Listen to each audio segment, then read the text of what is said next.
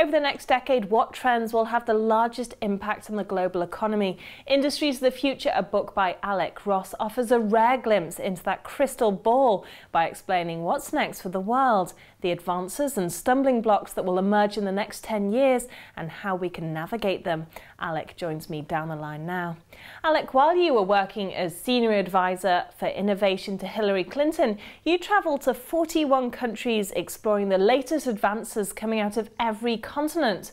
Well, we already know that cybercrime is an issue and robotics are gaining momentum daily, but what surprising discoveries did you make during this time? One surprise discovery I made was in what I call the geography of future markets. In the past, we've been able to say, oh, Asia will do this. Oh, Europe will do that. Oh, the United States will do this, that, or the other. I think that we are entering into a new stage of globalization where instead of being able to talk in terms of entire continents, I think that there's going to be a lot of diversity within them. So in Africa, for example, Africa isn't going to do any one thing. It's going to do 54 different things. And so one of the interesting things is that I don't think that we can make sweeping judgments about vast tracts of the world anymore. And there are going to be winners and there are going to be losers that disaggregate on a country-by-country basis and a city-by-city basis even more. Well, you've examined specific fields that will most shape our economic future.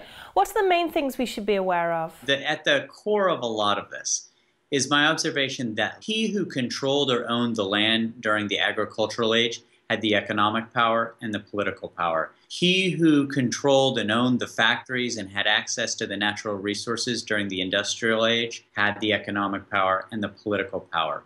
He or she who owned the data and controlled the data in today and tomorrow's economy are those with the economic power and those with the political power. And he or she who controls the data will in turn transform industries that we think of as not necessarily having technology at their core, but those are the industries that are going to be impacted next. So what else would you say are the main changes coming in the next 10 years? I think one big one is in the commercialization of genomics.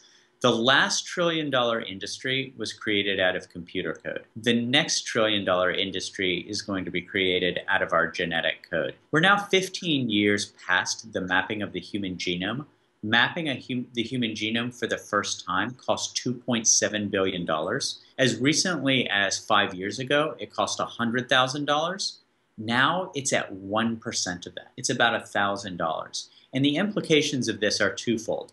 Number one, we'll soon be able to develop medicines that are designed to deal with the specific genetic makeup of our bodies and of the illnesses in those bodies. And the second thing goes to illness detection. There's something being developed right now called a liquid biopsy at Stanford University and Johns Hopkins University, where cancerous cells can be found in a blood sample at 1/100th the size of what can be detected in an MRI. If this can become more affordable and more mainstream, it could add 2 or 3 years of average life expectancy to us all. That's a really big deal in our lives and economically. So overall, these changes we're going to be seeing in the next 10 years, they obviously represent big opportunities as well. How do we capitalize on these? It's early days. There will be a lot of creation and a lot of destruction. Pablo Picasso once said that every act of creation begins with an act of destruction. And so I think that both the investors that will do the best as well as the entrepreneurs who do the best will be those who sort of immerse themselves in these fast emerging fields and who invest broadly. So in the same way in which there were many, many search engines in the 1990s, Lycos, InfoSeek, AltaVista, WebCrawler, all of these that have since gone by the wayside, there was a Google that emerged.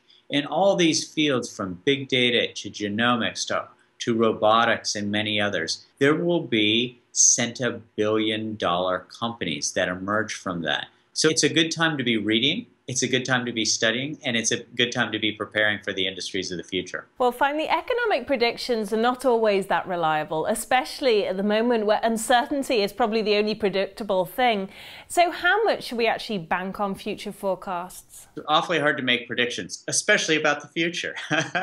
I do think it's important to be able to look around the corner here. And I think that we tend to overestimate what's going to happen over the short term and underestimate what's going to happen over the long term. So what I would tend to do is look at the forecasts that focus on the technologies that will be in place in 5 to 10 years, and then think about the investment opportunities that map against those technological developments. I do think that there's reason for long-term forecasting, particularly since the pace of change is going to come at us so quickly.